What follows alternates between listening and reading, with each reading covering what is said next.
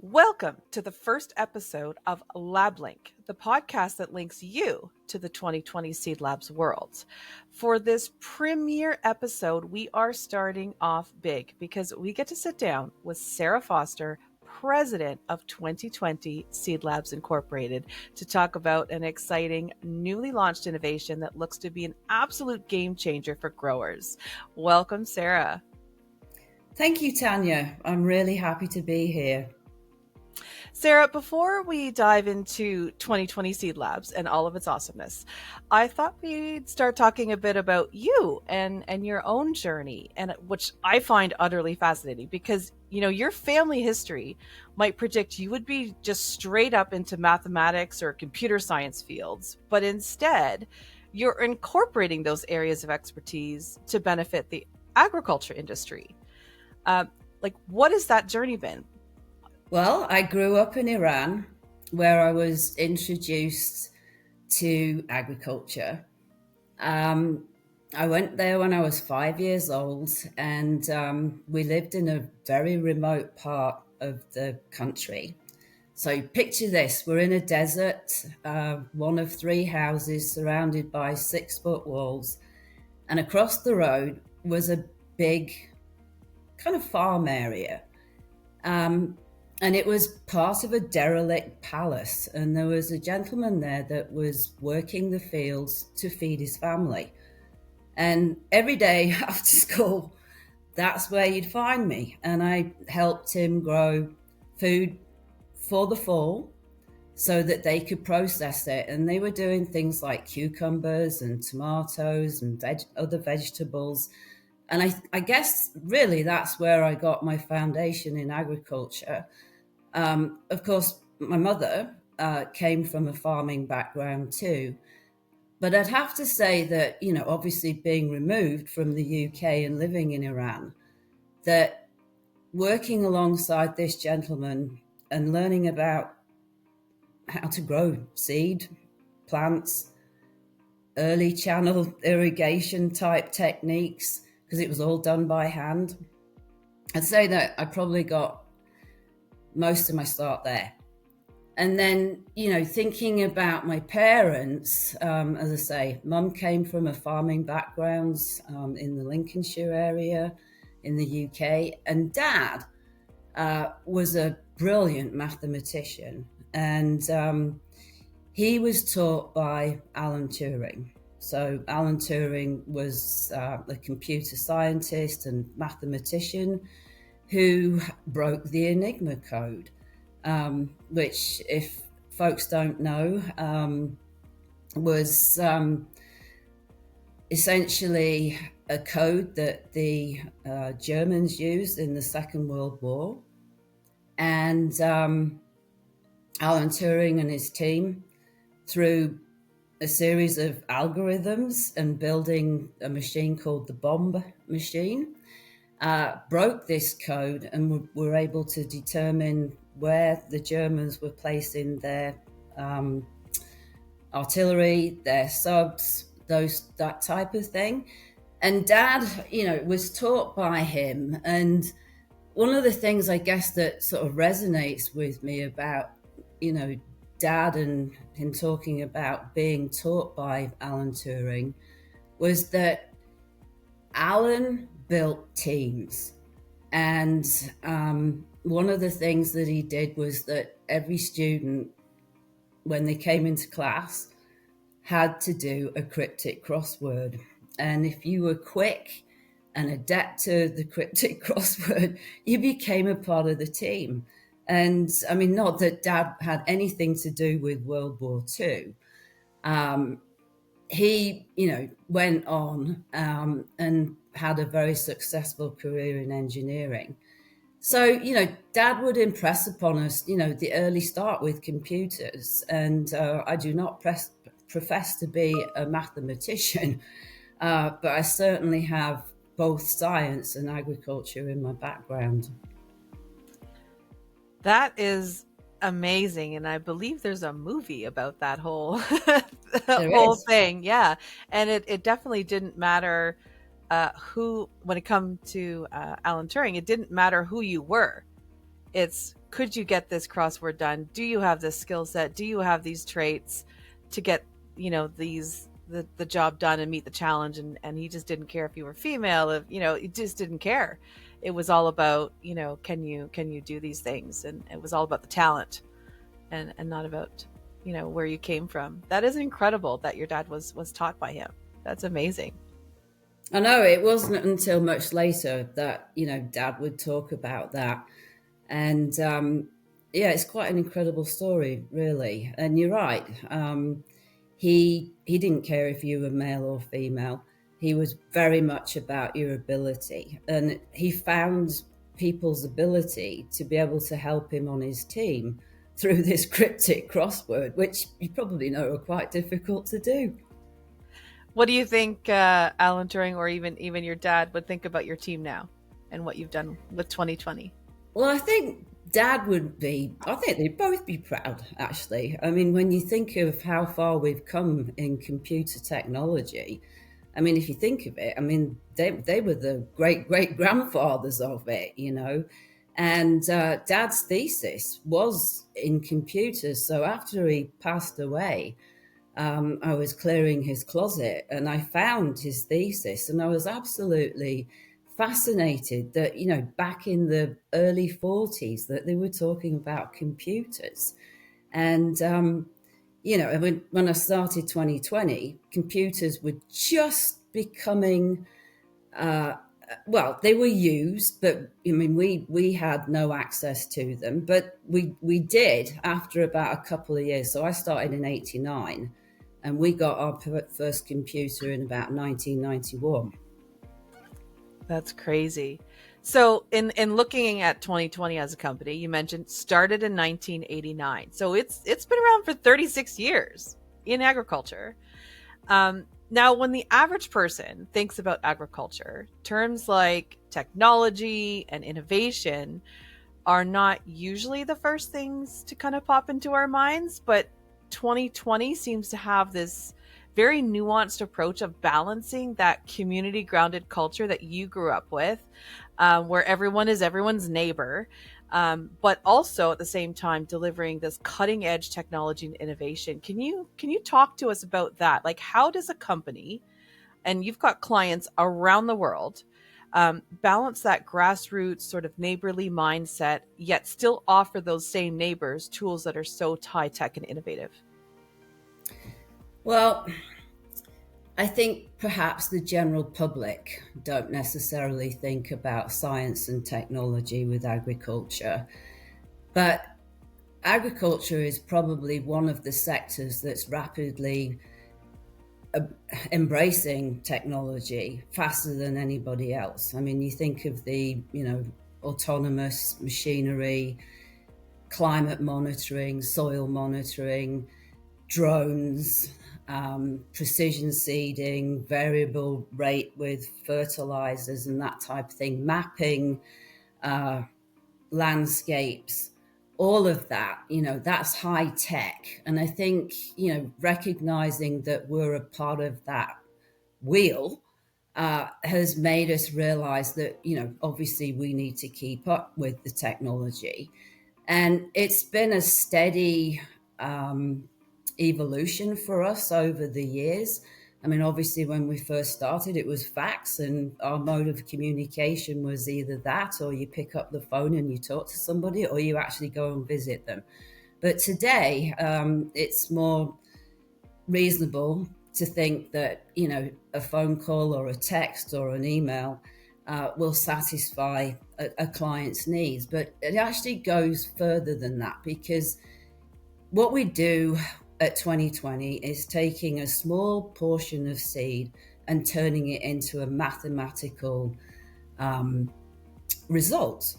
And that mathematical result can present itself as a percentage. So a percentage of that seed will grow, i.e., 100% of it is perfectly normal and it's really good quality.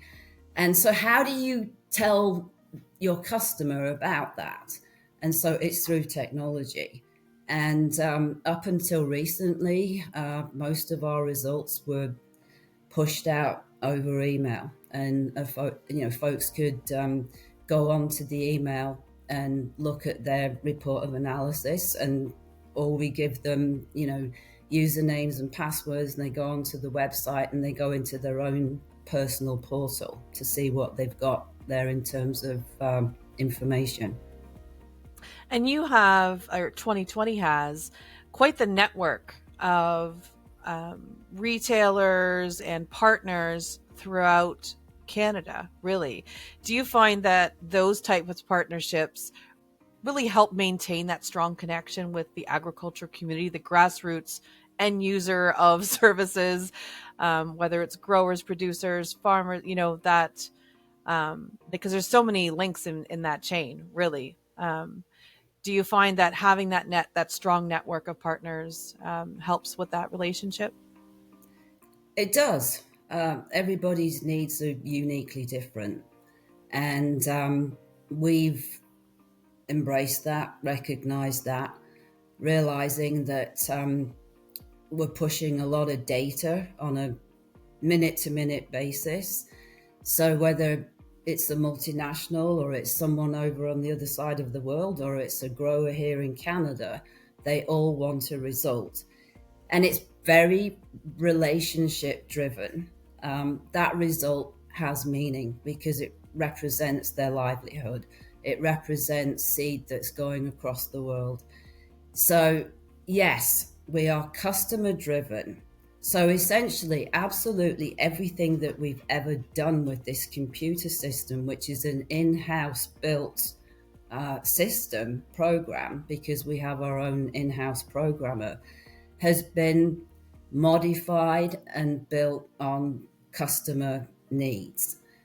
Obviously, there's lots that we've had lots of intervention with in terms of ideas that make it easier for our analysts to be able to use, and automation being part of everything that we do, because we also are generating and processing lots of results, lots of samples every day. So I mean, clearly, it's got to work on our end as much as it has to work on the client's end, and keeping in mind that those results have a meaning. Obviously we put remarks so that the client knows what's going on with the sample, but we always ask, please phone in if you've got questions, or we'll be phoning you to let you know that if there's an issue, which we hope that there isn't very often, we can help you with it. I love that. In today's culture, if you call a large company, you're probably not speaking to a human to begin with. And if you do get to a human, they're probably not in your part of the world. There's some sort of call center halfway across the world.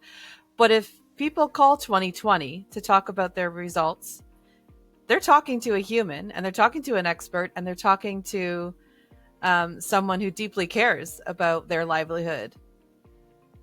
Can you walk us, like, how do you build that culture? Well, if I think of myself and I think of the team, I think every single one of us has some association with agriculture, and you're just passionate about it. I mean, agriculture is one of the happiest, I think, sectors to work in. When you think you can be outside in the fresh air, that what you're doing has purpose. It's feeding the world. There's that sort of intrinsic thing about it being very, very special.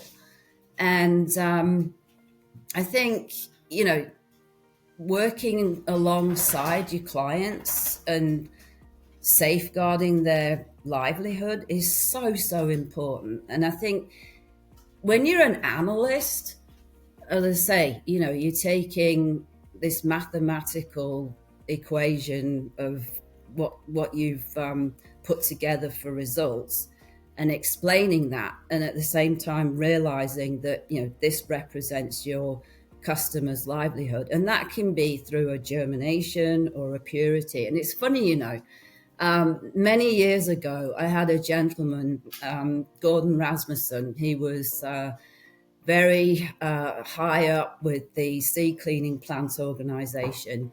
And he said to me one day, "How can you spend 8 hours a day looking through a microscope without going crazy?" And I said, "When I look through that microscope and I'm looking at your sample, I see your face." And he just, laughed.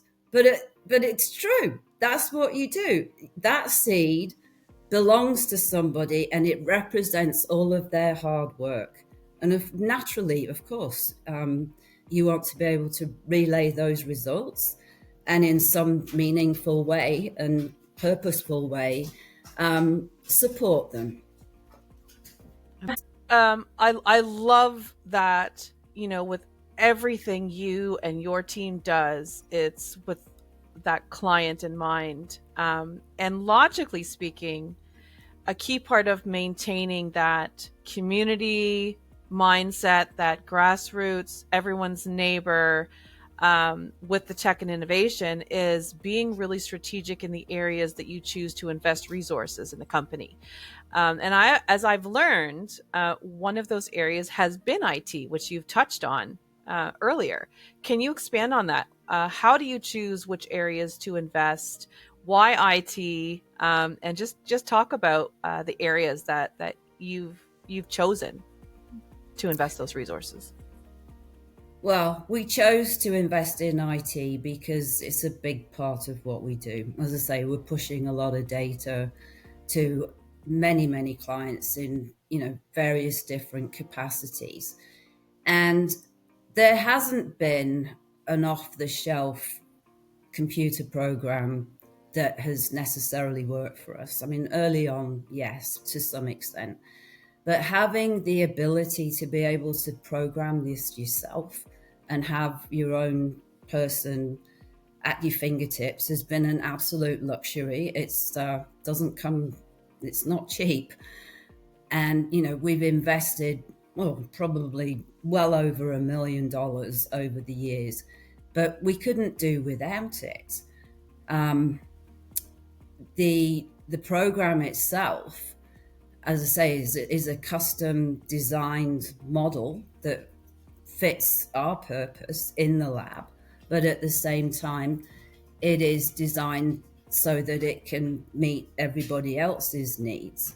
So, as I say, we're pushing results minute by minute, literally, and it's got to be robust. And I mean, something like that does take a lot of resources and financial contribution.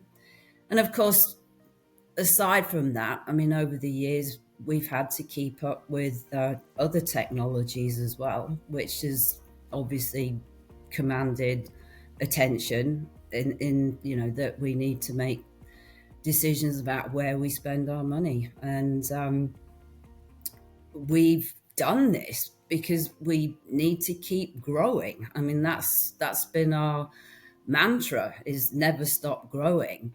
And the reason we've done this is because the demands on the industry just get greater all the time.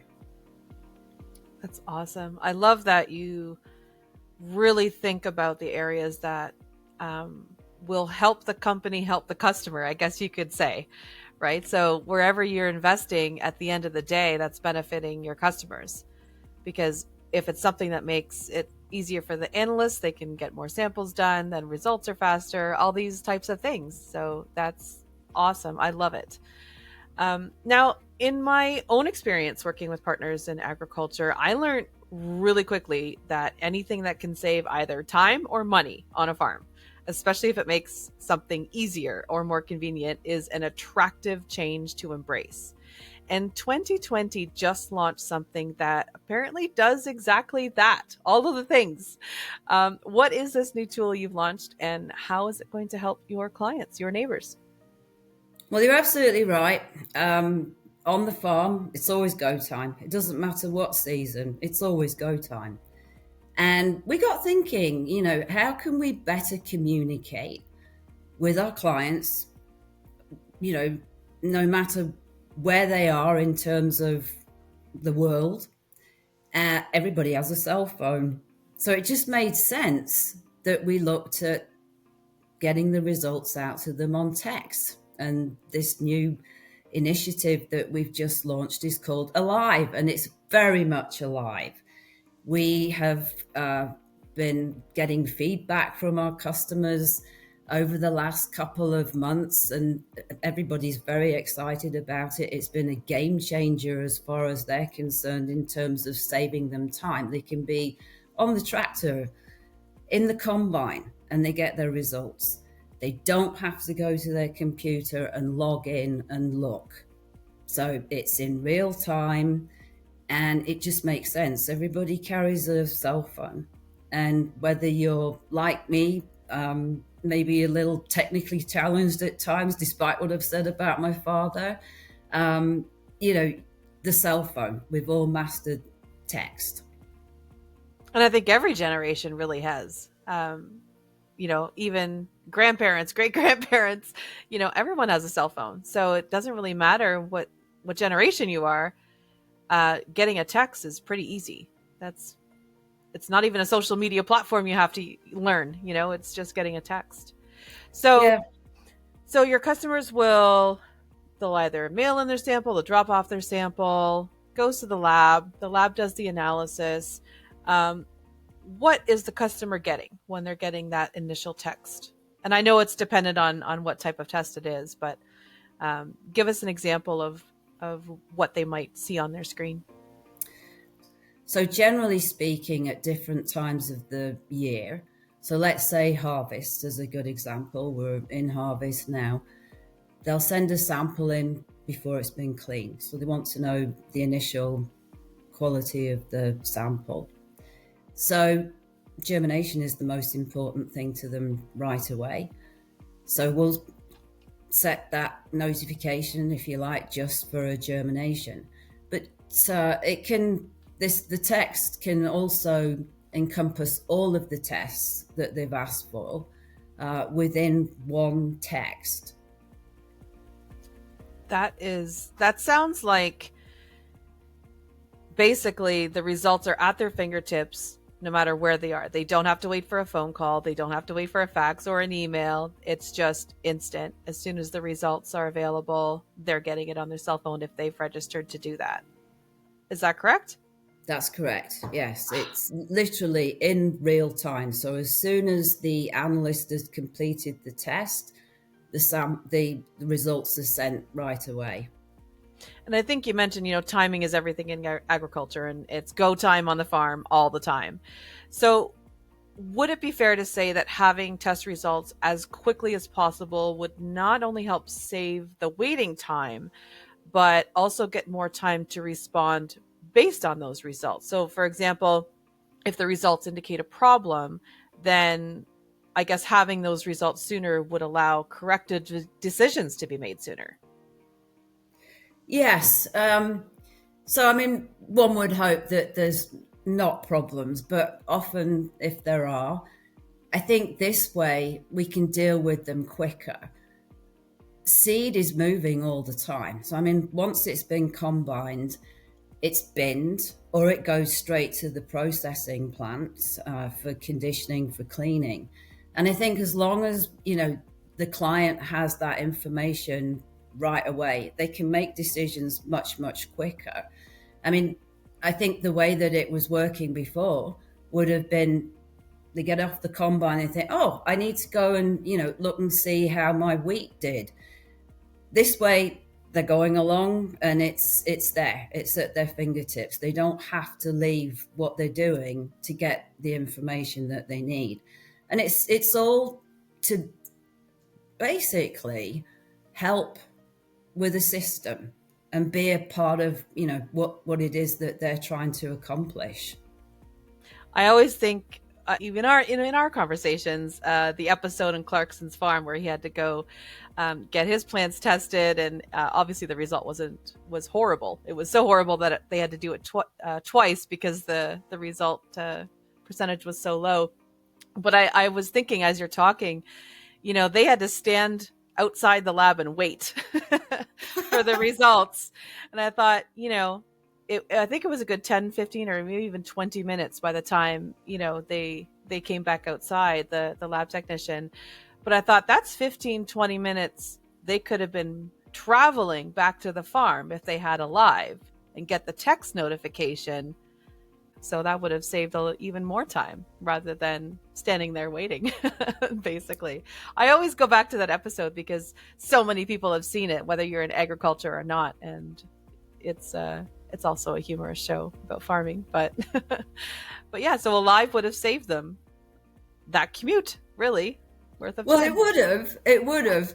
I haven't seen that episode, but it's classic Jeremy Clarkson by the sounds of it. But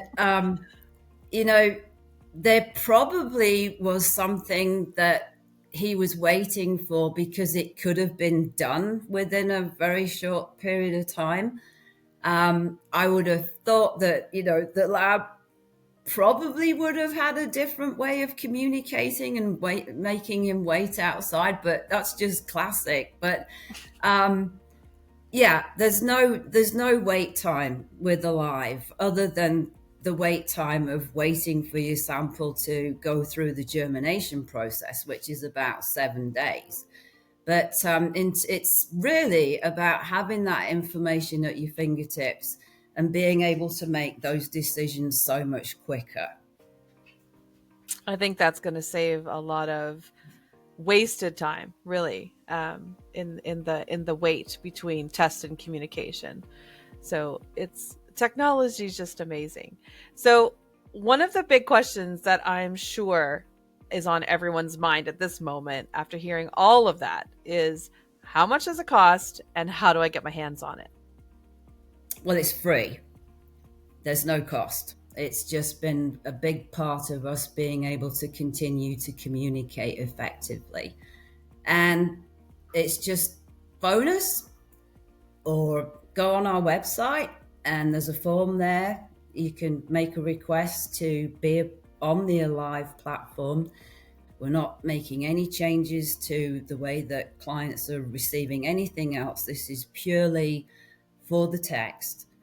And I'd also like folks to know that, although this is in its infancy, there's a lot more exciting things coming with this platform later on, which are also going to make the customer's life a lot easier. And there's really nothing for people to download. Like they don't have to visit an app store. They don't have to download anything onto their cell phone. They basically just have to register with you, whether it's phone or website or all of the channels that, we'll put in the description and is available on the 2020 website. But they don't actually have to download anything. They're basically just letting you know, here's my cell phone number and here are the types of notifications that I want. Yes. It's literally that easy. We will decide what results folks want that are most meaningful for them, because I don't want people to think that they're going to get inundated with lots of text. That's not the case. So you kind of start off with, here are the notifications we think you guys will want, and then they go from there and choosing any additional ones or anything like that. Yes. Perfect. Sarah Foster, thank you so much for carving out time from your crazy schedule to let us know about Alive, which super easy to register for, that you've given insight into what 2020 Seed Labs is all about, which is an amazing story, and even about your own fascinating story. So thank you so, so much for joining us today. Thank you, Tanya. It's been really lovely talking to you. Thank you. All of you listeners out there can learn about the Alive system and the amazing services that 2020 Seed Labs offers by visiting their website at 2020seedlabs.ca.